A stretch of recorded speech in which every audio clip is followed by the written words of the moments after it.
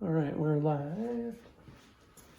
Hello, Vegas Day Drinkers. We're about to go live, but before we do, we're going to do a couple of our favorite shots. A little Jaeger cold brew. We are addicted to this stuff, and I think they've stopped making it. So. Discontinued, but I found some contraband over on East Warm Springs recently. We'll need to. Oh, right onto the soundboard. Shit. No, I'm kidding. Look at him with his Romulan glass. The shot glass is a courtesy of Star Trek The Experience, where I used to work.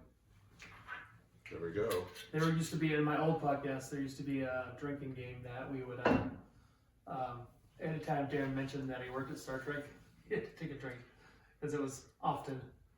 I did a drinking game once with 24 with Kiefer, Jack, and every time he said, you couldn't use profanity on major network TV, so every time he said, damn, you had to drink. By the way, this is our new digs. You'll learn more about it on the podcast, so let's do this. Cheers, viewers. Here comes the listeners. Ching. Chink. Chin chin. All right. That's delicious. We ready to record? Yep. This is wave 15.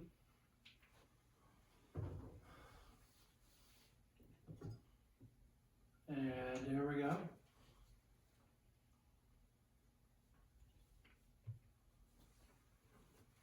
All right, let's do this.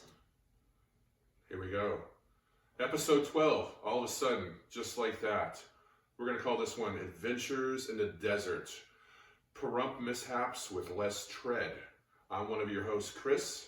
I'm Darren. And we're back at it again. This is Vegas Day Drinkers.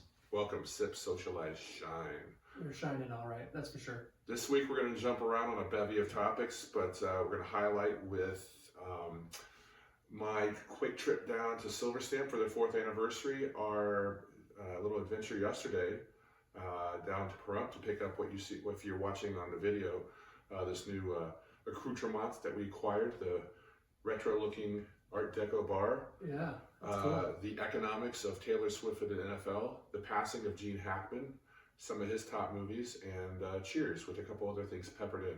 How are you, sir? I'm faring well. Yeah? After a vicious day drinking cycle yesterday. It wasn't too vicious. No, well, the day part, it ended at the nighttime. As you said last night, buddy, you got to remember, I'm not as big as you. Yeah, I can't keep up with you. I do have to say thank you, because we will talk about it in a few minutes, but our little mishap yesterday with the tire incident, I was ready to just have AAA come out, replace the tire, turn around, call home, but you motivated me to scurry through. So we got it done. It took a little bit longer than it needed to, but we have this nice edifice in front of us here that we're going to utilize in the future as we go forward with this thing. I've always wanted a bar, and now I have one. Yeah, it's kind of weird. I feel like a grown-up. Did you check your Ring cameras to see what your daughter's initial response was? No, didn't do that. Okay, so let's lead right into it. Let's talk about our big adventure yesterday. So Darren came to me a couple weeks ago, Facebook Marketplace. He's been acquiring some furniture off of there, and presented this bar to me. I like to shimmy Cocoa Puff and negotiate down, if not up, with things. Yep. Obviously, this is large enough if you're watching on video, but on podcast, it was a bit of a bitch to get in the truck, but we got it done. It happened. I was like, oh my God, Chris, I don't want to have to deal with this at all. And I'm like, how are we going to get this huge thing in there? And then I turned around and it was halfway in the truck already. Yeah. This guy's a monster. Shrek and donkey.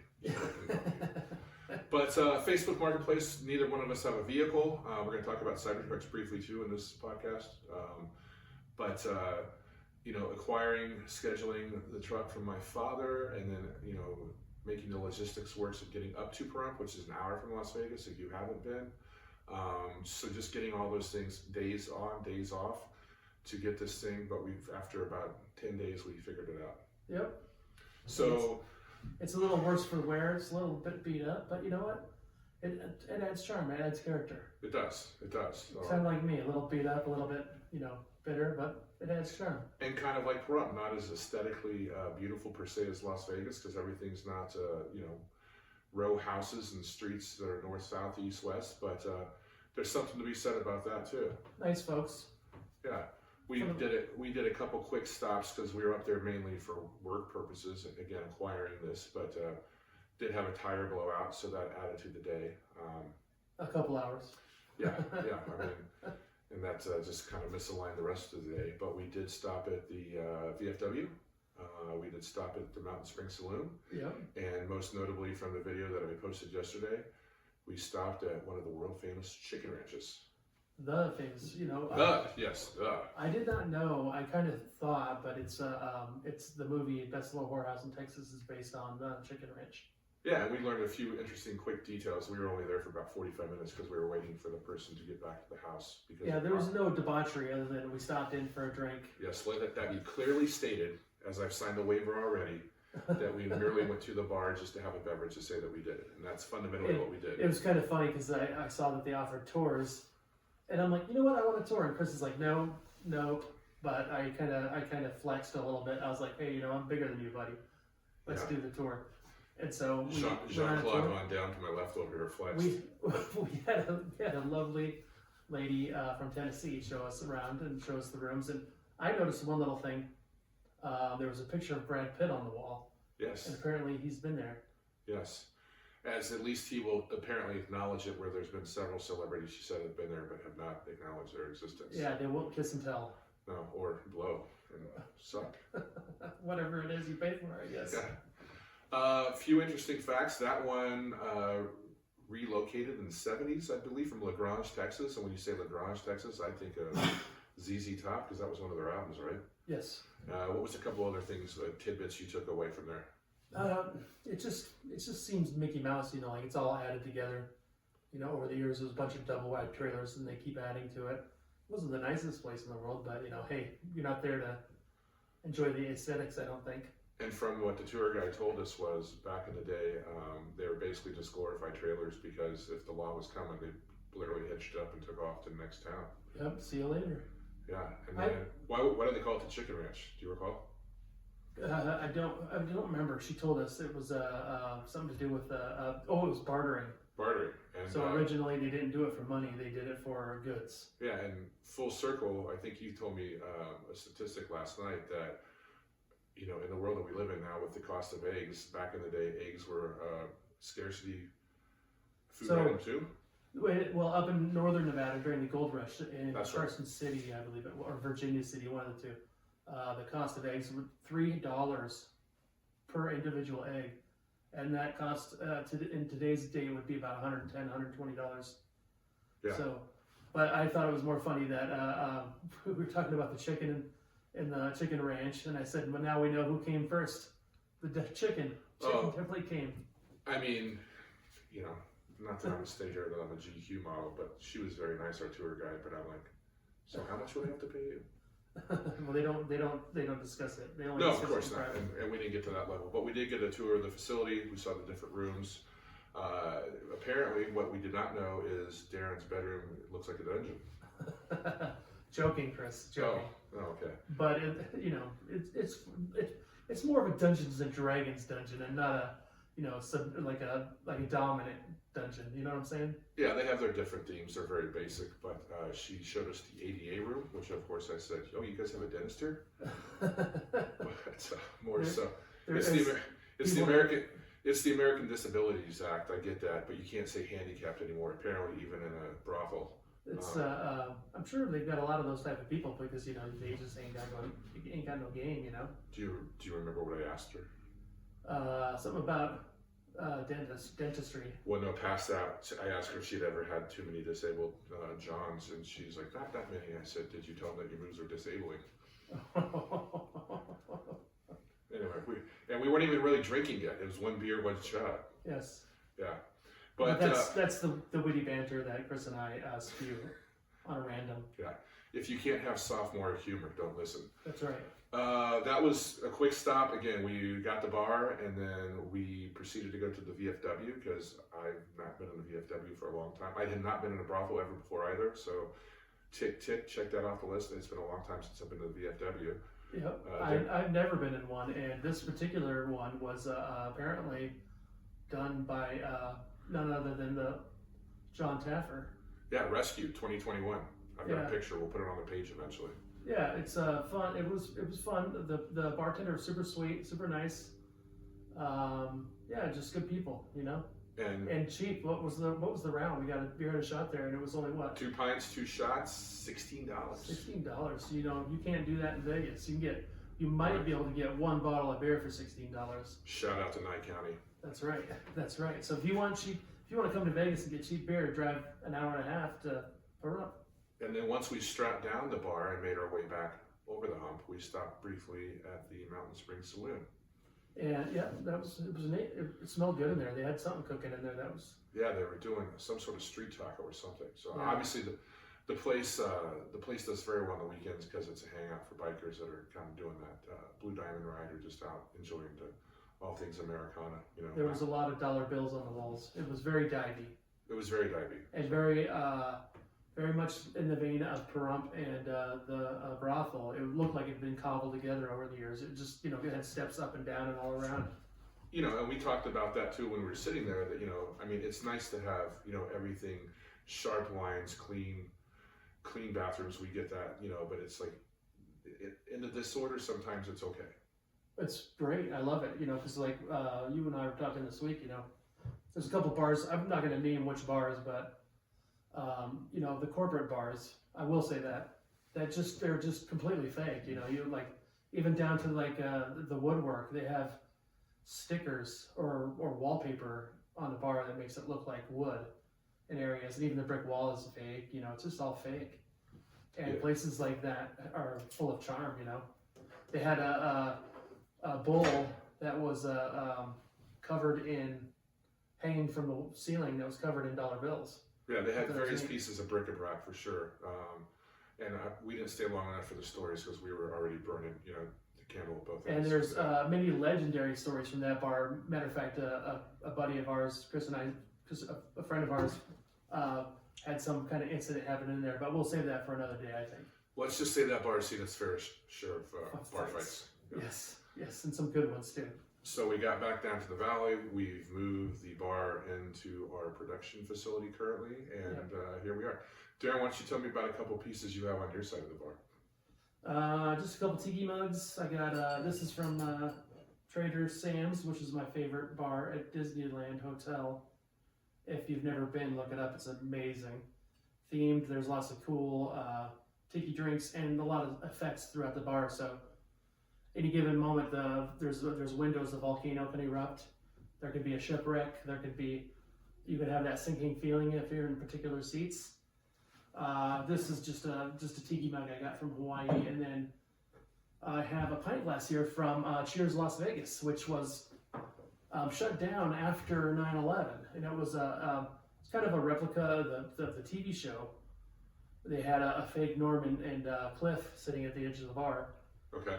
And that actually changed because I guess George Wendt and John Ratzenberger didn't know they were being used in the bar, and they sued because it was their likeness because they weren't getting paid for it. So they ended up removing them or changing them enough that they didn't look like them. You got to pay the actors. Let me ask you a quick question before Sure. we get too far away from our adventures or misadventures in Pahrump. Sure. Do you know the #1 requested song at the Chicken Ranch? What is it? Guesses? I'm going to say Billy Squire, Stroke It. Set me up, put me down, beat me down. Stroke man. No, but that was a good one. Darren was doing something Saturday, and my day went awry.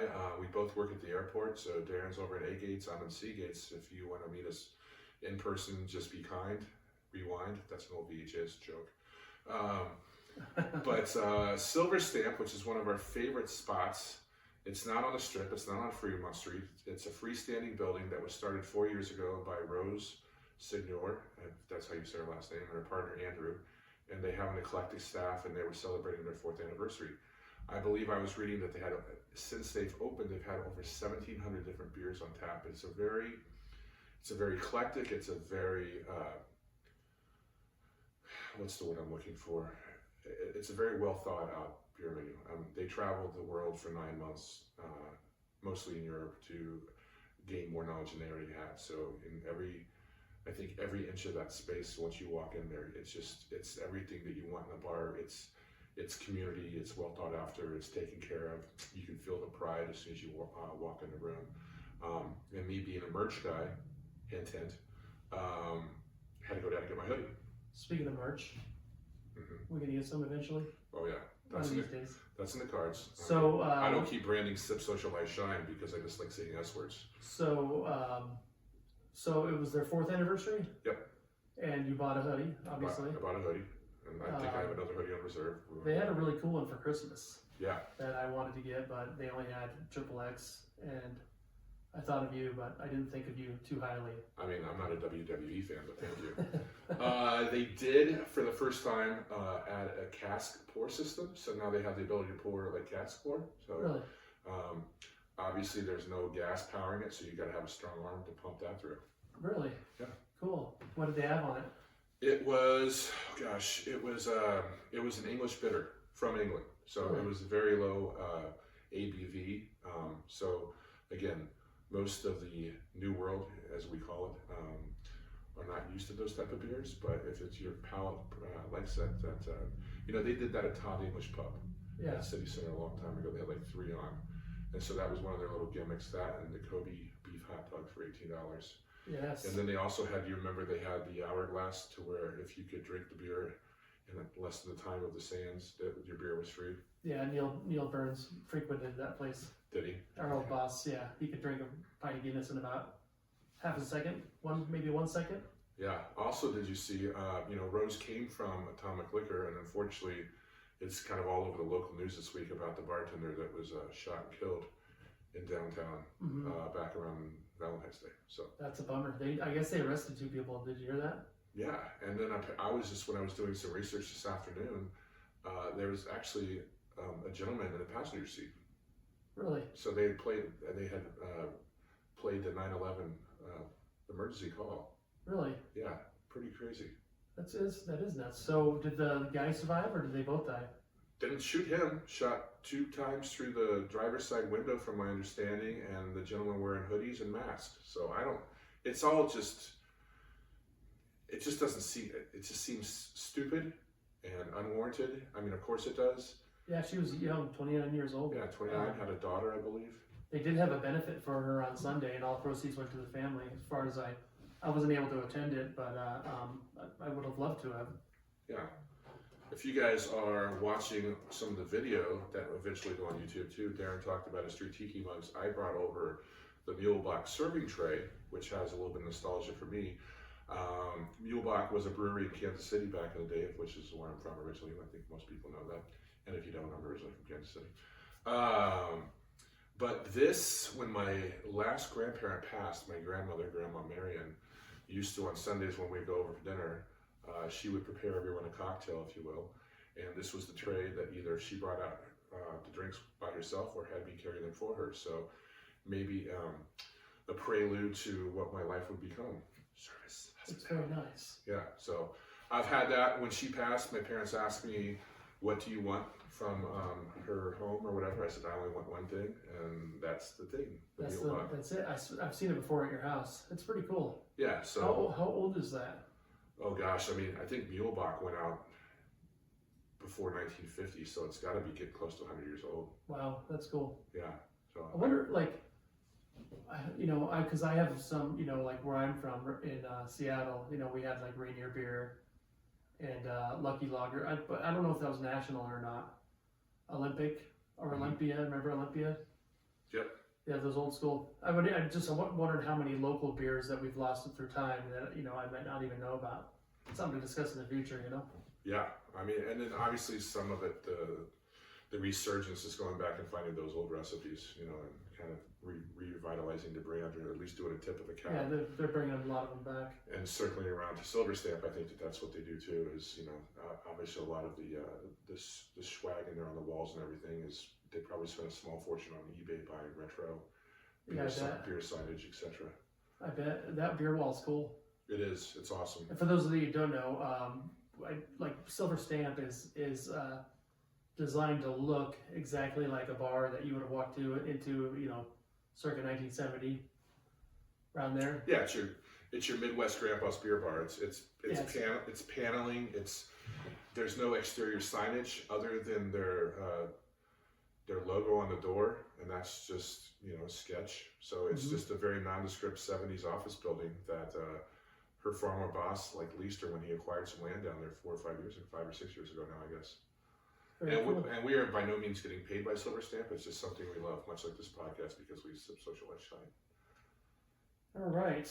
So let's talk about this week is the NFL Combine and also the NFL owners meetings. Again, being from Kansas City, we'll talk Kansas City Chiefs in an indirect fashion. Did you see your buddy just said he'd be back for next season? Yeah. Travis Kelce? Of course he would. Yeah, I mean, Well, there's speculation, There's always... Well, when you have talking heads that need things to talk about, they kind of make all kinds of information. Sure. And did you read that? And his girlfriend Taylor Swift, who He's dating Taylor Swift? Apparently. Wow. Yeah. Wow. Apparently, they were talking about the economics of the NFL and what she's done for the brand since she started dating him in 2023. And it's hilarious that when she was at the Super Bowl and the crowd booed her, and I just find that just fascinating. She's done more charity and more giving, and she's brought more awareness to the brand than anybody has in years, and she's getting booed for it, which is insane to me.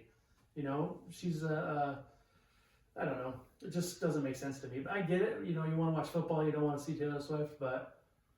Well, a couple quick stats. Since she's come into that world, they have added another $1 billion worth of additional windfall for the NFL brand between merchandise sales, TV ratings, etc.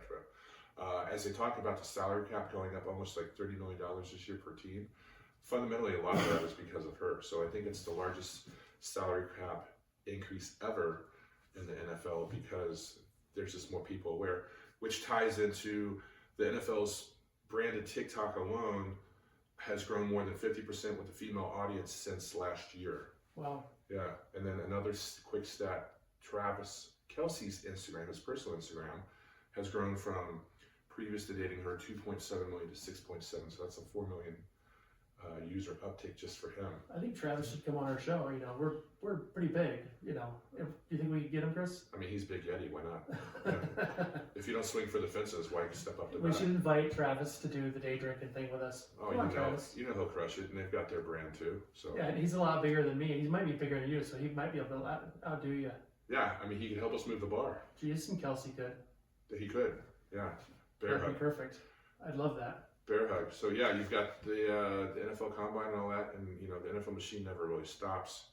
What else about that? Oh, hey, you just on a quick side note, you and I both listened to Scotty G, Prof G. Yes. And we were listening to Reddit.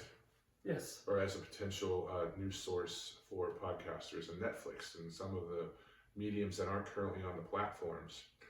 Well, podcasts are growing and growing and growing, and YouTube is growing exponentially, and so people are just looking for other places, to get their brands out there. And Reddit went public, and they haven't had pretty good output so far, so they're looking to expand. And how do you do that? You just other forms of media. I haven't really used Reddit. I've looked into it a little bit. I started using Lemon 8 because I thought when TikTok was going away, I kind of crossed over that platform, which is powered by TikTok apparently. So that's one of the ways we cross-publish some of the content. It's a joke that made me laugh, and please excuse me if this isn't suitable for work, because I said it to you the other day. Apparently part of his jib, if you will, is when he starts one of his podcasts, he starts out with his joke. And he said, today's number is 0.004%.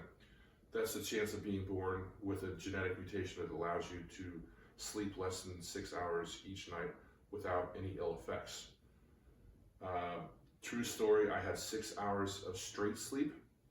The other 2 were gay, but I woke up fulfilled. I'll have to work on the timing of that, but that made me laugh. Yeah. You must be one of those people because you never sleep. I do, but I pick and choose my battles. So when I was writing some of the podcast today, I did take a quick snooze in the chair, so I was getting this ready. That's kind of nice. What about our friends over at Allegiant Stadium that are apparently being laid off with the sudden cancellation of the, I don't know if it's Levy contract. Yeah, I don't know. Are they bringing another company in? I think so. From my understanding, they're trying to reorganize the organization, and so is it going to be HMS? I have no idea.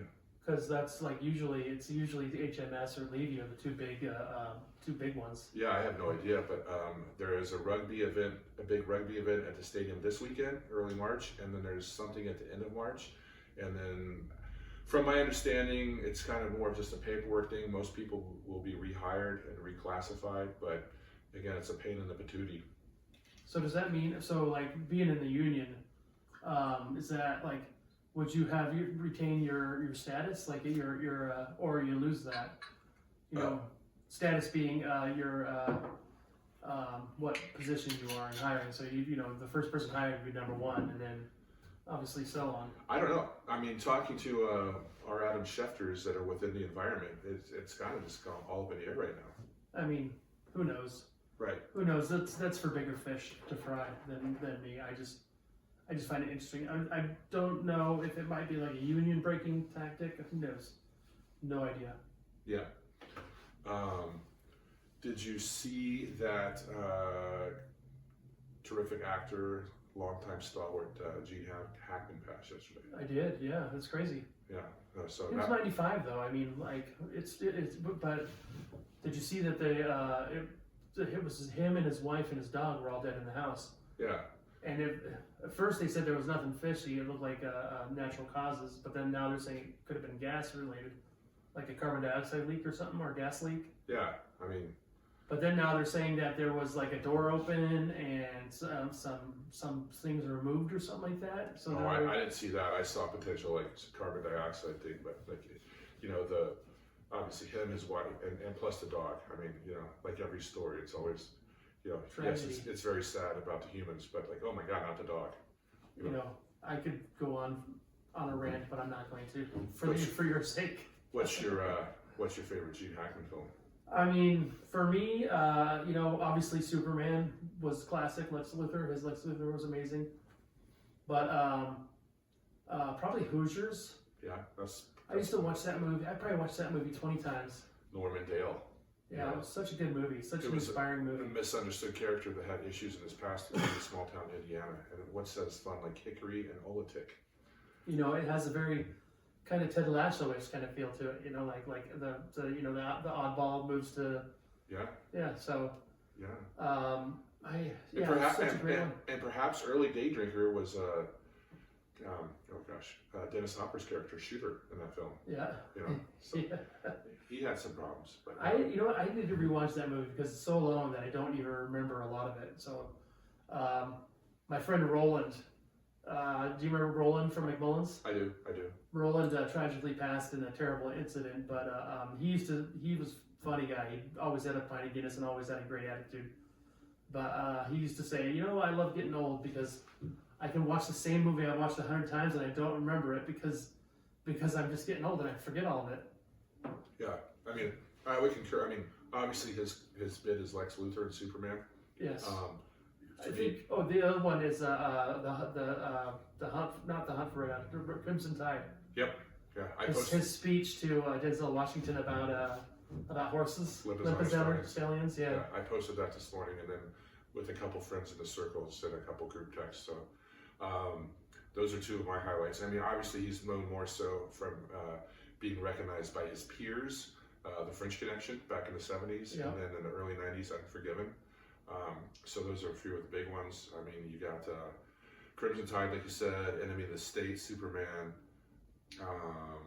Hoosiers, Wes Anderson film, The Royal Tenenbaums. Royal Tenenbaums, yeah. Yeah. So I'm not a huge Wes guy, but obviously in his world, people are crazy about him. Yeah, Bill Murray had they asked him about it today in some interview, and he was talking about how he was an amazing actor, but he was also really tough to work with because he was so good that he would never screw up, and it just kind of had to be at the top of your game to work with him. Otherwise, you were going to get lambasted a bit. Yeah. So they had the Royal Tenenbaums. I previously mentioned the French Connection, The Conversation, which I don't even know that one, and then you have 3, 2, 1. You have Mississippi Burning with him and Willem Dafoe back in the day. Yes. Bonnie and Clyde, where he was more of a co-starring actor, and then again his biggest one was Unforgiven, which was just a windfall of great actors, with Clint Eastwood, with Morgan Freeman. I mean, when it came out, it was a classic Western straight away. Good stuff. Yeah. He will be missed. He will be missed. So, gentlemen, my team is on the floor. That's what he said in Hoosiers. Yeah. Hoosiers, excuse me. Such a good movie. Continuing with cinema and television, did you watch the latest episode of Cheers? Of course. Yes. Yeah, I've watched them all many times, but this was episode 6, right? Episode 6. Diane's friends. What is it called? Diane's. Any friend of Diane's. Any friend of Diane's, which her friend was from back in the Bennington years. So I guess it was the prep school. Was Julia Duffy. Julia Duffy. The actress Julia Duffy. What was she in? Do you know? Newhart. Was. Oh, that's right. Yeah, I knew I was like trying to figure out where I remembered her from. I'm just going to read a summary real quick of what that episode was so we can talk more fluidly about it. Rebecca, an old friend of Diane's from the Bennington years, stops by the bar for a visit. Rebecca breaks down that she has broken up with her longtime boyfriend and is looking for something that she's never had before.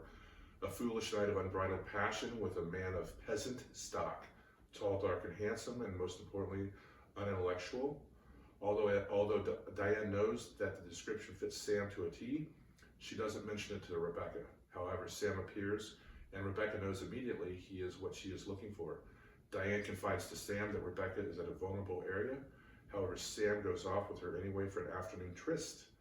After a couple hours, Sam returns to the bar, alone, telling Diane that nothing happened between him and Rebecca, since she was such a depressing bore. Rebecca returns to the bar distraught that someone like Sam would find her repulsive. To boost Rebecca's confidence, Sam and Diane concoct a lie which has some basis in reality that they didn't yet realize. Elsewhere in the bar, Norm brings in his new, somewhat teetotaling boss, day drinking, into the bar for a drink, trying to hide the fact that he's a regular at Cheers. I love that scene. Yeah. He's like, just one beer, and then he slams it in like 2 seconds. Yeah, he's like, I can't. Yeah, coach is like, I can't give you another beer, Norm. He goes, can you give me a pitcher? Sure.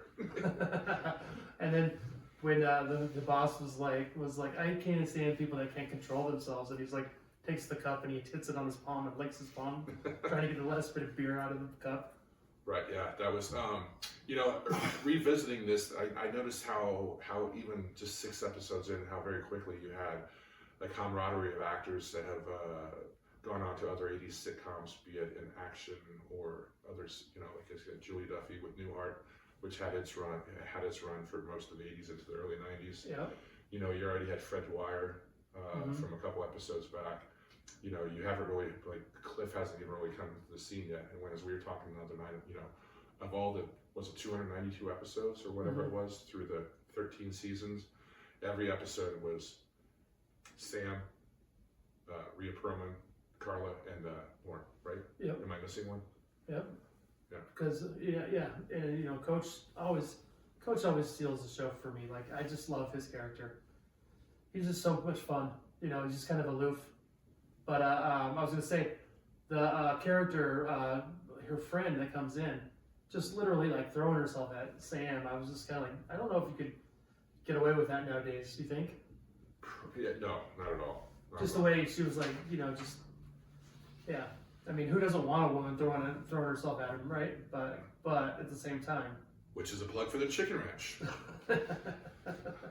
Yeah. Stroke it. Stroke. Hey, have you ever been to Frankie's Tiki Room over there in Charleston? I have, of course, yes. Yeah, I haven't been there in a hot minute, but that's going to be the featured cocktail of the week. They just finished road expansion over there, so to get off the 15 and go west on Charleston for like They've been doing that for like 5 years. It's open. It's crazy. Yeah, but it was such a headache, and like anytime you had to get off and do anything over there, I know. it was like, oh, what a chore. So I used to have those guys would come in and get nachos for me at late night, and they'd come and pick them up, and then they'd take them back to Frankie's and drink them. Yes, drink them like this Jaeger Cold. This show brought to you by Jaeger Cold Brew. No longer manufactured, but we're still bringing it to you. Was das los, dieses Abend, mein deutschen Freund? Not brought to you by Jaeger, but perhaps soon. We're having another sip as we get close to wrapping this one up. Frankie's has a drink over there called Tonga Reefer. So that's going to be the featured cocktail of the week. Tonga Reefer. Tonga Reefer. Does that have? Well, I'm gonna let you go, and then I'm speculating what's in it right now. It's garnished with a bouillon. No. It is served in a Pilsner glass and garnished with a vanilla bean and an edible flower, which nowadays could probably be an edible. It features much as most as the Frankie drinks and the tiki culture and the very like low lit environment with like seemingly Dick Dale playing all the time. It features cruisin' rum. It features Whaler's vanilla rum. It's got some fresh squeezed lime juice, guava nectar, and then a float of dark rum. So it's kind of just a variation of a Mai Tai. You know? Sounds amazing. Yeah, but I mean, it's a fun room if you haven't been there. I mean, if you're into tiki culture, if you're just popping around, it's in the standalone building close to the medical district. Yeah. I remember, so years ago I was in there, it was late at night. I remember a patient from the hospital next door came in and was like, I need a drink. And the bartender was like, you're in a hospital gown. Yeah. I was like, I don't think you should be having a drink. And everybody at the bar was like, just let the guy have a drink, you know? And it was just a weird situation. You know, the guy managed to get his pants on in the hospital gown, an older gentleman, and walked across the street and needed a drink. And I'm like, I'm thinking the guy probably should not drink, but why the hell not, right? Right. I mean, I just think of that as dedication to the cause. Sip, save, or shine. Yeah. And he was shining. Yeah. Last story. So before we even started the Pahrump yesterday, like our schedules kind of kept blipping and like, are you going? Are you not going? And are you going? Are you not going? And then your appointment was canceled. Before that, I had to pay a speeding ticket to the fine people at Clark County. Went down there, paid it in person. Everything went swimmingly. I dropped Survey off at work and I was down there before 9, so before most of the world wakes up. And I was in out of there in 20 minutes, so everything was going fine. I told you about this yesterday. Yes. Out of character, but seemingly a moment of bitterness. This is a great story. As I'm trying to pull out of the 2-story parking garage down there at 200 Lewis, you know, I'm like 3 or 4 cars back. You've got the attendant that's trying to help people process because they need their money, right? You can't just go park for free anymore. They're trying to get their money. They have cash. They have a card. Oh, you have to go over here and pay with the card. So it's kind of getting jammed up because you have all your morning folk coming in now. You have all your barristers, your lawyers coming in. You have your people that are appearing in court. And now it's suddenly like very haste, right? So I'm like 3 cars back. This car comes up, kind of jammed up because the first car situated itself to where it was it couldn't make the turn. It's, yeah, stupid. Anyway, guy comes up, he's trying to get past me, and there's vehicles coming from 2 different ways trying to get out. And he starts screaming at me. He's like, you fucking move. I guess I probably should. You can say whatever you want because it's a podcast. Yeah, can you fucking move? I was like, just wait a second. This car's going to get processed and get out. He goes, fuck you. And I look at him, I go, no, fuck you. You know, now I'm sitting in the driver's seat of my car. He's sitting in the driver's seat of his car. And I'm like, wow, this guy is just going 0 to 100 quick, you know, like hot, white fire hot. And he's like, you're a fucking asshole. I go, takes one to know one. This is the story of the week, folks. So I was burning hot on this one yesterday. That's why the Jaeger tastes so good right now. Yeah. Anywho, so the car goes by. He proceeds to pass me. I said, was that so bad? So as he comes perpendicular to me, or parallel, excuse me, he gives me the finger. So it's like, you know, if Brian Anglis is listening, this will be another shitbird scenario.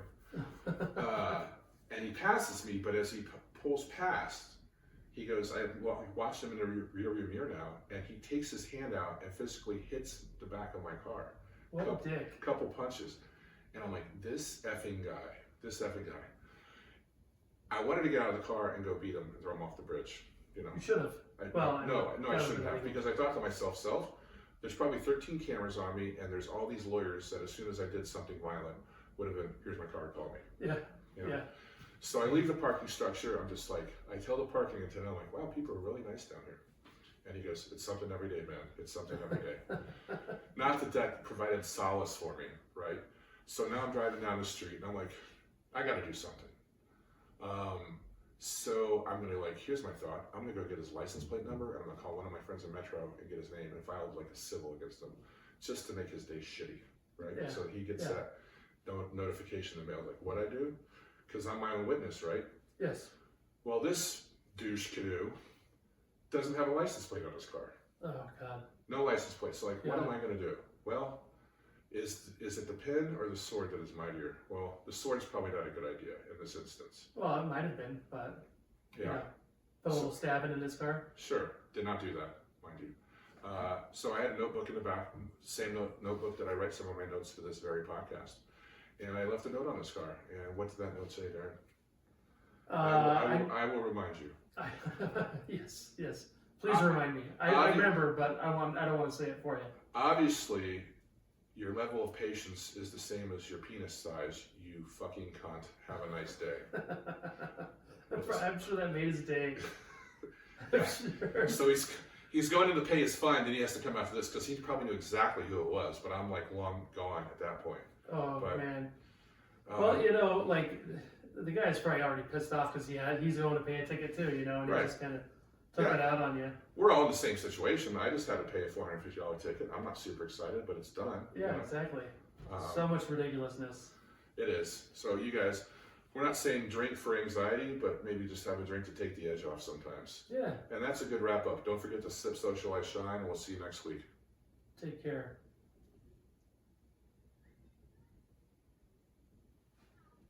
All right. Let's see how that went. Oh. 40 minutes. Let's leave the headphones on for a second.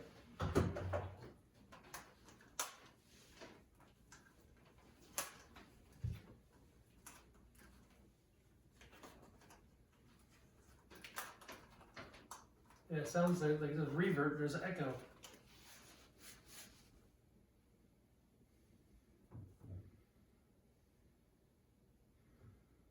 I wonder if it's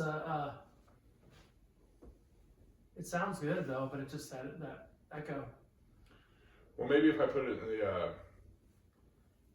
that sound, or what is it, buzz cut, it can clean it up. Yeah. Or if not, we have this. Yeah. That was good. 40 minutes, that's perfect. Hit stop on that guy. We gotta do this, baby. Here we go. Ching ching.